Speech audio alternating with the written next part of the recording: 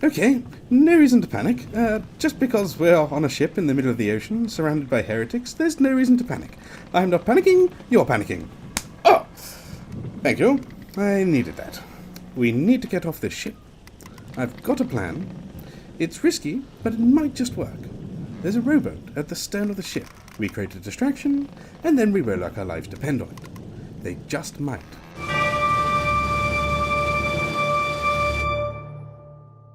Hello and welcome to the LARP Noobs podcast. I'm joined as always by Ian, and we're going to talk about the PreLarp to E3 2019. Yeah. It's. I mean, this one's interesting. We were debating before, but we were thinking about, because we went on Thursday, whether or not we put that in this section or the next section. We've decided to put it in this section. Yeah. But I think the choice to go on Thursday was really interesting, and I think it sort of changes things up. It's a game changer in many ways. Thursday is awesome. I mean, we'll get there, but I think we'll talk about the other stuff first, but I think that's a good preface to it. Yeah, so I died last event, and then I killed off my phony character that I made just to see me out the weekend. And so we're at to doing it like before, trying to find a new character to build, and it was horrible again. I mean, I think it took you some time to sort of think about what you wanted to do. I mean, you said in the previous set of episodes that you had just written down on a pad tambourine. Yeah. I mean, we kind of fleshed it out more than that. Often, me and Dave, we talk just a lot. Just we send some messages to each other and stuff. And we're talking kind of about ideas, right? Yeah, and sometimes you'll say, I want my character to be this, and then we'll talk about it. I don't know, it's just more kind of bouncing ideas around, really. Yeah. So a lot of the intention was to kind of go for someone that was absolutely completely different from my previous character. And I thought this was really brave and really good of you to do. Well, so it's just to force myself just not be that character and do something completely different with it. Yeah. I mean, was that to differentiate who, put a breaker between this is who a fan is, this is who my new character is? So... Or was it more like you want to do something different? So one fed into the other, I would say, and it was more like because I wanted to test myself in the game, and because I wanted to, they both work the same way. Yeah, it's just like I mean, if you go all the way back to the first ones, both of us thought we'd never do magic. Yeah, and then literally, I think I might have said on the podcast maybe that I was never going to do X or Y, right? Yeah, and it was interesting because you chose to go magician. Yeah. So my build is shield magician, so that's cool. Magician gives you this whole bunch of different options, right? And there's a lot of lore involved in understanding how magic works. Right? And I think the thing is, the way the system basically works in terms of building your character mechanically, the website basically has it's a classless system, but it has basically a bunch of parts of it that you can dive into. So you could say go into being a heroic character, which will give you heroic calls. But to do that, you can have to unlock this skill called hero, and that does a basic set of things. Yeah. But then there are other skills like the ability to call a cleave, for example, that you have to pay to sort of add on to that. Now, magician is similar, as is, say, if you go the sort of herbalist physic route like I did, that opens up various options. But you went magician, which exponentially increases this. Yeah, so it's magician, but then with battle mage attached to it. Yeah. Right? Yeah. So not completely giving up on the old ways, but like knowing that I'm going to fight anyway, so... And we talked about this a little bit because a part of it was...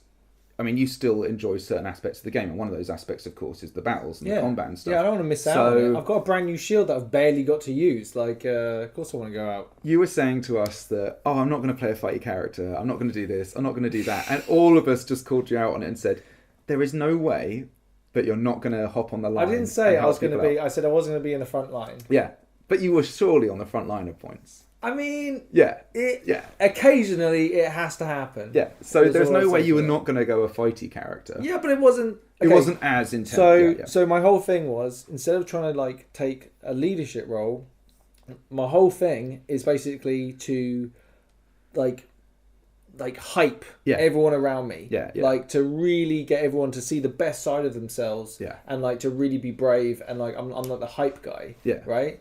So with that in mind, there's actually a spell called Empower. Yeah. Which basically we'll say there's a battle going on. Yeah. And there's different rules for different weapons. But basically, if I go up to a pole arm and I put my hand on that person's shoulder and I basically say this spell and then I say Empower, that guy gets to do a strike down. Yeah. And it's guy, cool, girl, right? whatever. Yeah. Apologies. But the so basically I get to go around and basically find skilled fighters and then empower them to do something good and try and break the lineup. And I think it's a really interesting choice. Like the thing is, as with all these things, like if you were to look at it as a computer game, purely mechanically or whatever, I think a lot of people would say, oh, something like Shatter is the best one and Heal is the best one and stuff like that. And obviously there'll be discussion about these, but I think a consensus of people would move in those kind of directions. A mage... You can choose to do something very different, like Empower, which maybe... A mage can do really powerful things, right? Yeah. Like, she'd use a wand, I was using a sword, but I'm like, my character's just found out his magical abilities, right? Yeah. So I'm playing it like a noob, right? So I get to be a noob and actually play a noob. I think that was a really intelligent choice to make. It's just like, so I already at the start, I started talking to characters in our banner. Yeah. About like doing stuff together. So he was going to teach me about rituals and stuff. We'll get on to all of that because that's LARP content. That is not pre-LARP content. It's interesting. I think the way, not only the skills you picked, but the way you chose to play the character. And I think this is one thing we've done, I think, relatively successfully with all of the stuff we've done, is we've picked sort of backstories, if you like, or explanations, IC, that explain why we don't know things OC. Explain why we are new at whatever we're doing. Yeah. So, like previously, we did the whole storyline. Obviously, Ashbourne returned to Anvil. They're completely foreign to this place after several years, and now you've obviously picked this character who is new to his magical abilities, and those kind of things. Rather than if you'd say played it that I'm this guy, the greatest wizard of all time, kind of thing. I'm also a seafarer. I decided to go for a thing. So that also means I don't get a what's it called, like a mana site or whatever. Yeah. So I have to go and get mana. That's something I'm going to have to try and get hold of. And we got you some during the course of it. And I think it's, again, like, I'm a big fan of these kind of picking things to suit the story of what your character is. Totally.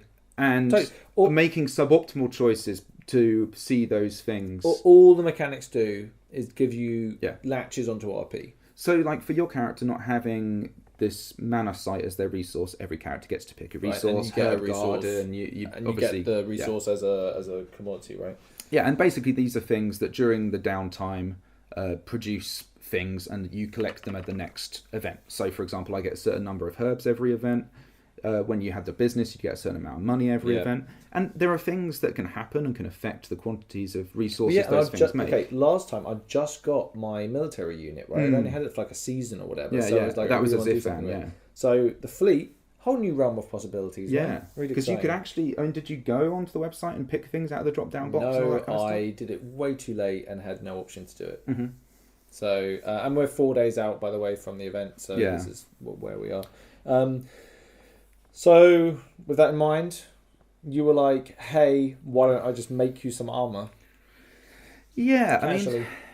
It was it was an interesting one because I think we both wanted you to at least look different from Ifan. Yeah. And your armor's, I guess you'd sort of worn it in a way and sort of become comfortable in a way that I think was actually quite visually distinctive to your character. Mm-hmm. Like, people, I think, would recognise you as Ifan if you were to wear that armour and the same soft kit, basically. Totally. And all you had was different tattoos. Yeah. And a hat, say. Like, that wouldn't differentiate your character enough. Mm-hmm. So, I think, like, getting new armour, and because you're a wizard, we could go with kind of this idea of doing mage armour. In the end, I'd say it looks more like real armour than mage armour. But it has, like, a little bit of flair to it. Yeah, it's got an anchor on the back. Yeah, dude, it was great fun. So if you don't know who I am, I'm the one with the anchor on his back. Because I don't know how many people have anchors on their backs, but it was So basically, you just told me to go wild and just do whatever I wanted. Yeah.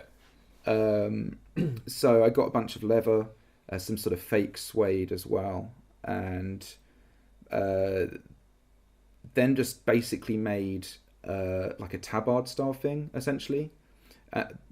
And then sort of made it so it could basically be sort of tightened at the sides and sort of flung over the top. And then I added sort of shoulder pads sort of things to it, which are built out of like these little lever scales kind of things, essentially. And then these bits of brass plating to basically make some front armor, which is basically just 6 brass plates on the front. They're all ornamental almost, right? They're not really effective, right?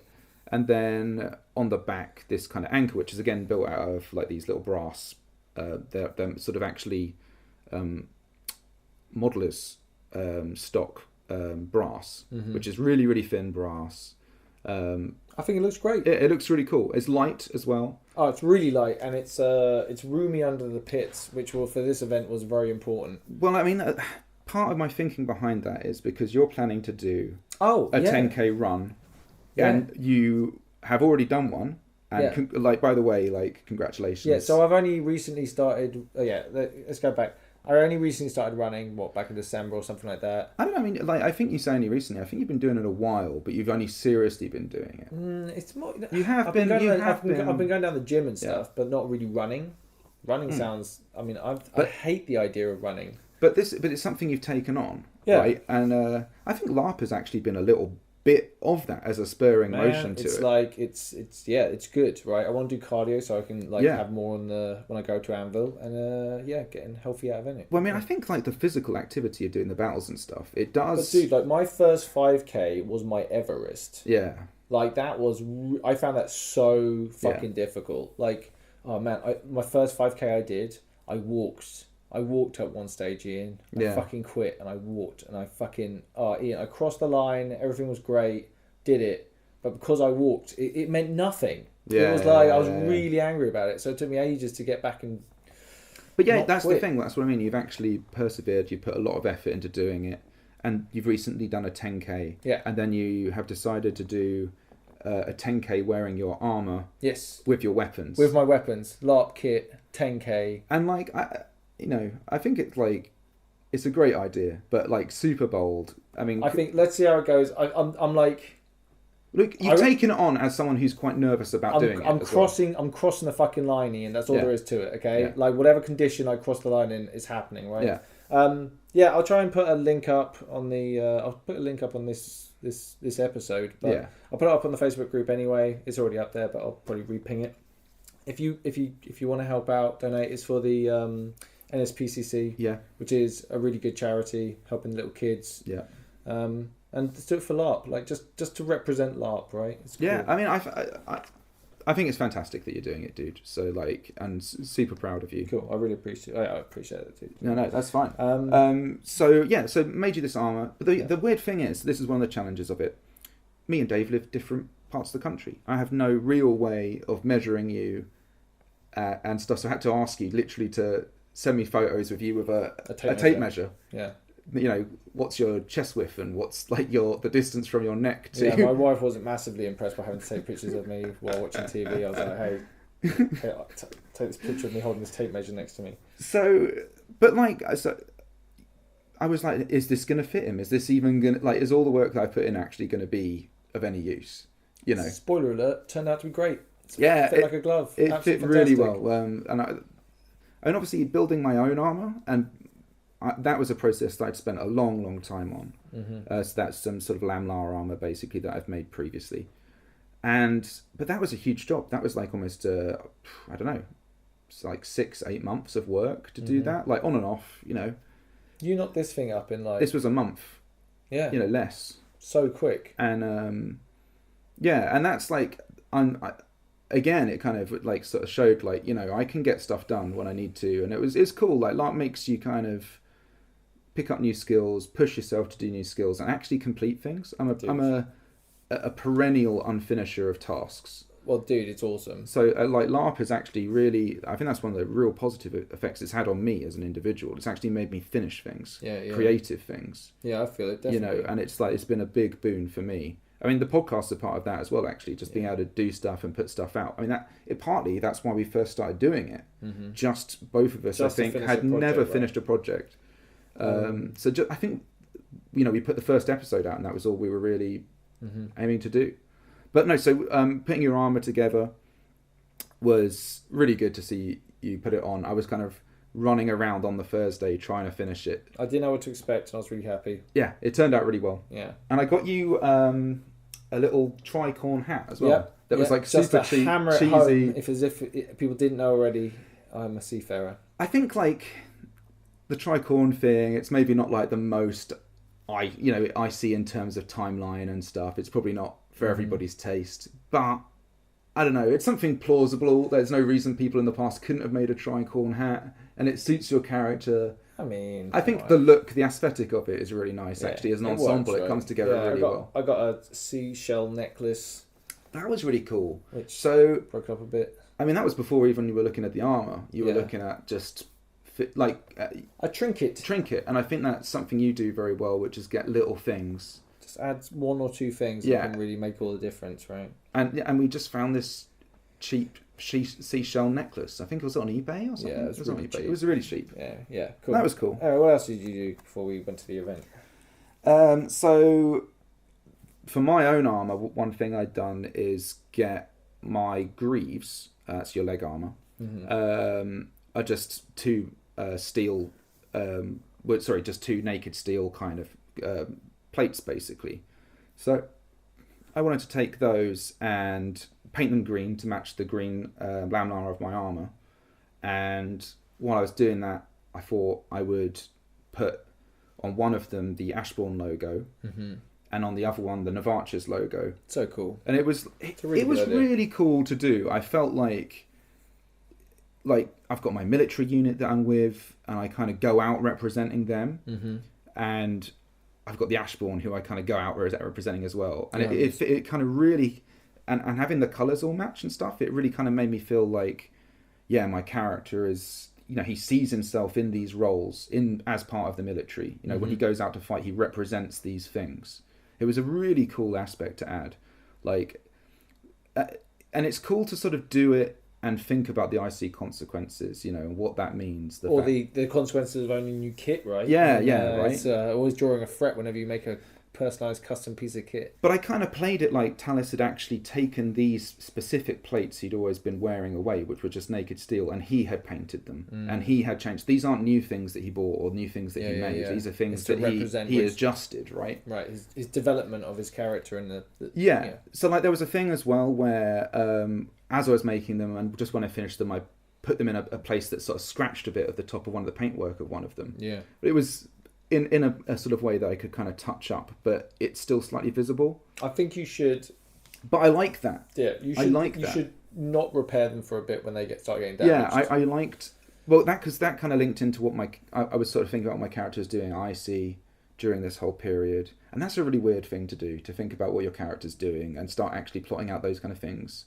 We've done a little bit of that previously, but I went a little bit harder into it this time. And especially after your character Ifan's death, I wanted to really push this idea that Talis has been going to Brokeliand, which is where you'd been doing a lot of action, and basically following through on the thing that you'd begun and making that his priority. To destroy the Valorn, right? Yeah, to basically get the Valorn, who are these plant miasma monsters, out of Brokeliand.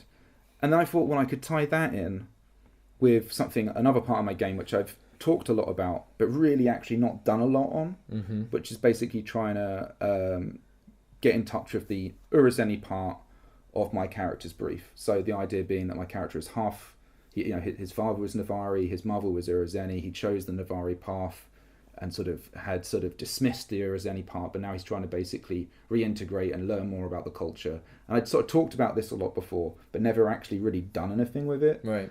I was very fortunate to obviously have Lanius kind of help me and get me into the group and things, and I'd fought with them once.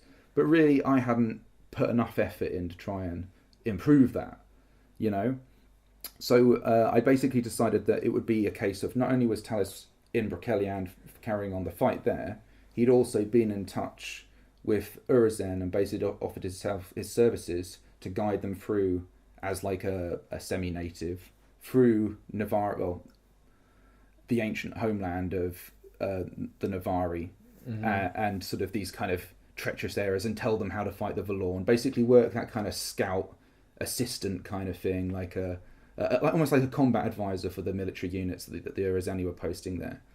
So I posted again on Urizen and said, and was like, these are some things I'm thinking of doing. I think actually a character called Vespian, who was on there, also posted up like a similar kind of idea of, I'm going to be in Brokeliand, who's going to be there. I was kind of on the group, the Urizen group, so I was like, posted on that, said yes, I want to be involved in this. Yeah, I'm going to be your Navari. Yeah, and so yeah, and it was cool. We just started an online conversation, sort of started talking about the various things we were going to do. And yeah, we just kind of RP'd it. This is what we've been doing during this bit of time. You've been fighting in Brokeliand, kicking the Valorn's ass, and I've been there to sort of basically help as an advisor and an aid while you were there. Sort of a combat medic, archer, advisor kind of thing. And it was cool. Like, I came back and I decided my character would have a little scar, a very faint sort of scar above his eye, because he's obviously been out there fighting. Mm-hmm. He's become a bit more grizzled, all that kind of stuff. How well I sold some of that is questionable, but like, I wanted to play up that Talis is a lot more serious. Yeah, after the I'd death agree. of Ifan. I think he's taken on some Ifan traits, dare I say. Yeah, I think so, and I think that was kind of a cool thing to do. So, I basically we sent as well. I sent a IC letter to Callum, who plays Lanius, and I sent him basically the same sort of thing, like what we were going to be doing and what my plan was while I was there. And that was kind of cool as well. Sending IC mail, really good fun. Oh, dude, it's always good, right? I also posted up an IC thing on our own Ashbourne group that we have. Basically just, there's going to be a telling. It was almost like a poster that had been released to you all that was like, there's going to be a telling, This is a funeral. Ifan's dead. Sorry, that we have a custom in the Ashbourne that when someone dies, we have a telling, which we'll talk more about, I think, in the actual... in event episodes. Yeah. But and then I think the other major thing is just the idea of going on Thursday, and Thursday I could actually do it. So I worked a shift the day of, which kind of made it kind of annoying to kind of have to work. But then we were like, we could still do it. It's middle of summer, so the sun was open. We wanted to do it last time, but the weather was so bad, and we are blessed with the convenience of your closeness to the event geographically, where we have an easy cop-out if the weather's bad, to say, let's stay at Dave's, and you're always awesome and have us over. But so we didn't get to do it last event, but this event we did do it. Even though we were doing it, actually getting there quite late, setting up quite late. Yeah. I think all of us would like to get there earlier on Thursday next time. Massively. Thursday is fantastic. Like, it's going on the Thursday. All the rumours are true.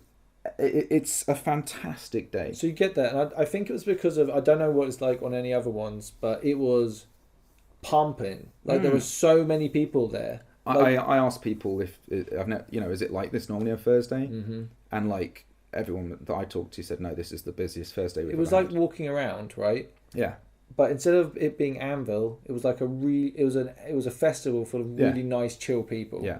Right? Like, everyone was just so friendly and nice. There's one bar, one pub, which is a big sort of, but it's big enough to accommodate everybody. Forge, the Forge is open. Oh, it's fucking crazy hot. It's like the hottest day of the year or something as well. So even when the sun came down, it's sort of like 30 degrees or whatever. It was rough. I mean, we'd been setting up. I mean, the sun had come down. It did make it easier, but setting up is tiring. All sweaty, dude. And but it was, I mean, just to show how busy it was on the Thursday, there's some people who'd taken our spot on the Thursday. Yeah, we got there. Ian's always so worried about his spot being taken, and then we get there on the fucking Thursday, and someone's where we usually camp. Yeah, I mean I think the thing is, there's so many people. We were like, everyone, because Ian got there late, right? Yeah. So the rest of us were like, what are we going to do? So we planned out a few different bits of what we could do and where we could camp, and we were all like, what's Ian gonna think? Do you know what I mean? Like, none of us wanted to do shit until Ian got there, because it was like, no, I think it's just getting so. I mean, it showed how busy it was, how popular it is. I think they wanted to move a fence back in the Navarre. There's a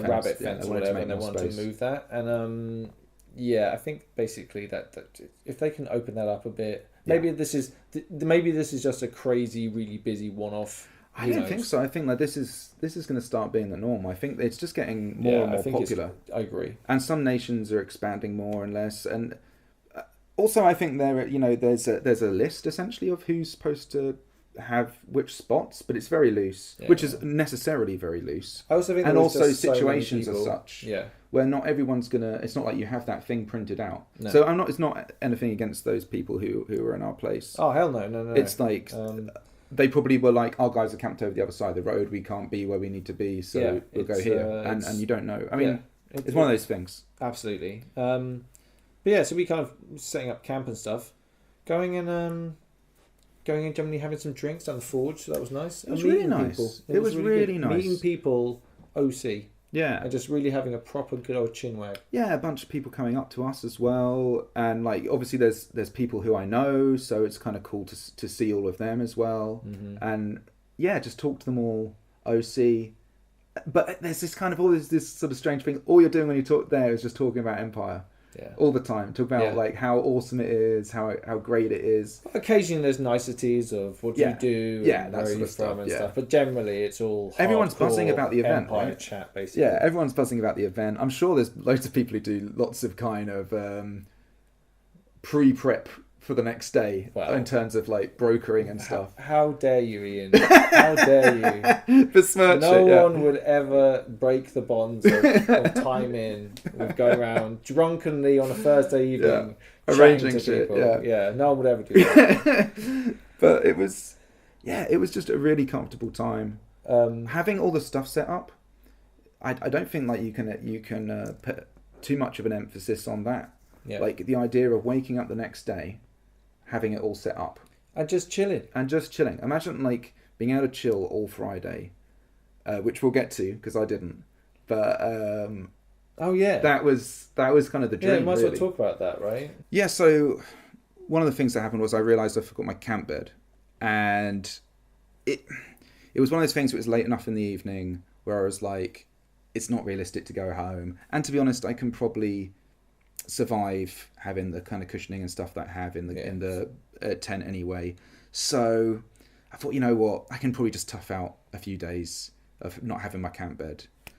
And then the next day we woke up and we were sort of going through all the stuff, finishing off getting the camp ready, and I realised I'd forgotten my armour.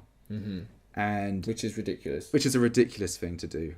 So, and I could probably have gone on a normal event without my armor. Right.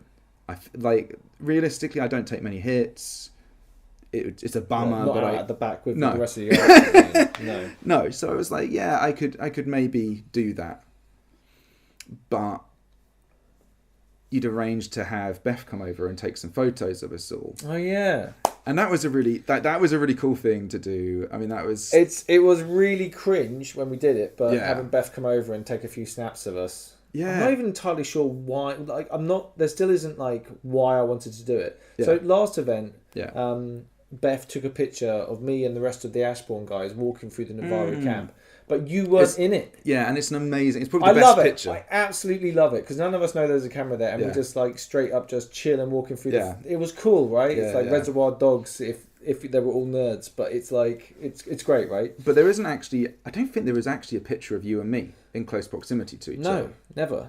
And I mean, and I guess that's partly our fault. We don't actually fight side by side very much. No, that's not us. Like any way. If ever, right. We usually get to have a chat off in a skirmish just before we go. Yeah. And actually start fighting. But I'm off in a different military unit essentially, right? Yeah. And this time round, you were definitely off in a different military unit. But we'll get there. But because you'd arranged with Beth to have these photos taken, I was like, I really want to be in my armor. You know what I mean? I really want to have all of my kit, right? And I think like we all did, right? So we all got dressed up in this stuff. But I was like, I'm going to have to go home and get it. And I live in Cambridge, and I knew the traffic was an hour and a half, right? It's but then there was a big hold up on the traffic. And it was like that thing where it was like, because it was bad on the way in, it's also going to be really bad on the way out. Yeah. So I just booked it at about 11 on the Friday when I realised I'd forgotten my armour. All the way there, we were like, grab my stuff. We were so worried about just how long it would take you. Oh, it just turned what was going to be a really chill, super relaxed Friday into just unnecessary stress. I mean, I was okay. To be honest, I had a good podcast and I was blasting down the road, and great. I don't mind driving, but it was just the idea of missing out on all the sort of relaxing times back at camp and just making the most of Friday. That was the main benefit about going on the Thursday for me. I get to chill on Friday. It was really nice just to acclimatise for a day, an evening, whatever, a day, yeah. And then, generally just get you have a few chats to a few people here and there and kind of get the lay of the land, and then you're kind of good to go for the next day, And what did you actually do during all of that time? I basically... Because you were cooking chicken as I left. I was really hungover. I drank a load on the Friday. Actually, I wasn't really hungover. I was just, I think you were just groggy from getting used to camping sleep as a different type of sleep. Yeah, we didn't. I mean, I was drunk, but I was drinking lots of water and generally, being smart about. It was really hot. You can't fuck around. You weren't up that late anyway, because you were definitely up before I left. Which it's not like you were kind of having a big sleep in or whatever. But yeah, I mean, we basically because there was no pressure on doing anything. It was nice just to kind of get on with my day. It sounds so good. Did you basically just stay at the camp the whole time, or? Pretty much. No, I've walked around a bit. Yeah, I just kind of we moseyed. Yeah, moseyed around. It was just a nice, relaxed affair. And then we basically got round to you getting back, having had the total opposite of the day. Yeah, I think I always have this thing, and I think it's just a me thing. I kind of am a big worrier, a big fusser, and I want everything to be super organised in a way. Not even super organised, I just want stuff to be done so I can chill out and get on with the business of chilling out. Yeah, and you have loads of stuff. And I have loads of stuff, which is my own fault. I could easily probably cut it down. You were better this event. I was a lot better this event, actually. Yeah. I've been trying to really streamline what I bring. And there's always this trade-off. So there's a trade-off between bringing too much stuff, but also bringing not enough stuff where some of those things you might miss. Yeah. So, for example, I tend to bring quite a lot of crafting material, and I certainly have over previous events. I've always brought material and thread and hole punches and riveters and things like that, just in case anyone's armor breaks and there's anything that can be done, I can fix it. Well, in this case, Lloyd was actually still making his armor, right? Well, that was a crazy, and he didn't have a lot left to do, so he brought all of his stuff too, all of his crafting stuff, and. Hats off to Lloyd. He's really taken on this mission. Got it across the finish line in the end. So. He really took on this mission, and I can tell you it's not an easy one to go and make some armor that pushes you, pushes your abilities, right? Mm-hmm. And he made his, and it looks really nice. It's this kind of hexagonal metal plate armor which is kind of on a leather kind of jerkin, I suppose. It looks nice. It looks really good. Yeah. He should be very proud of it. Hey, it looks awesome. But he finished it off basically during the period where I was driving. Yeah, he looked chuffed to bits, and rightfully so. Yeah, I mean that must have been really nice. Yeah. But yeah, the big effect it has was it just meant that when I got back, I just chucked everything in the tent, all the boxes and stuff. I just chucked them in. There was no organising anything. Mm-hmm. The thing I wanted to really do, which was have all of the stuff in organised places where I knew where it was in the tent. Mm-hmm. And not just have random crap filling up the middle and the back and under the beds. All of that went out the window. It didn't affect things too bad, but next time round, I'll definitely look forward to having gone early on the Thursday, set everything up, chilled out all Friday, and then going into the event with things a bit more organised. Let's see how it goes. But plan. That is the plan. That is the plan. Right. Right, without further ado, I think we should get straight into the LARP proper. Yeah, I think definitely is the LARP proper. 2019. It's a big one. We really enjoyed this one, didn't we? Yeah, I think this is the last one was a very special one. Yeah.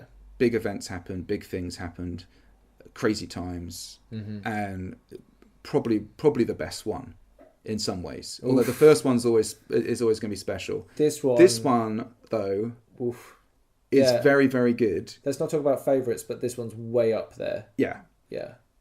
What I would say is we were at our best this event. Oof.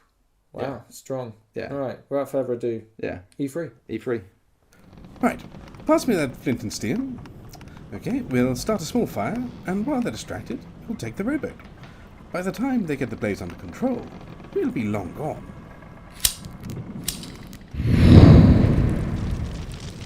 Blimey, that really took. Let's get out of here sharpish.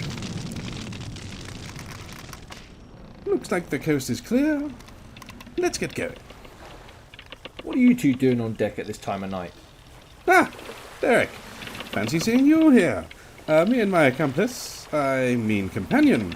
We're just going to take a stroll on deck, hoping that the sea air will help us sleep. I must insist that you head below.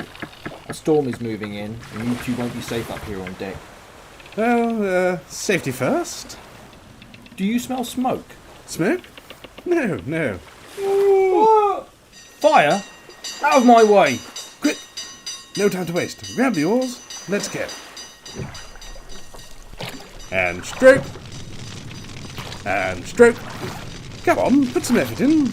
Oh, that fire really did catch. Just look at it burn.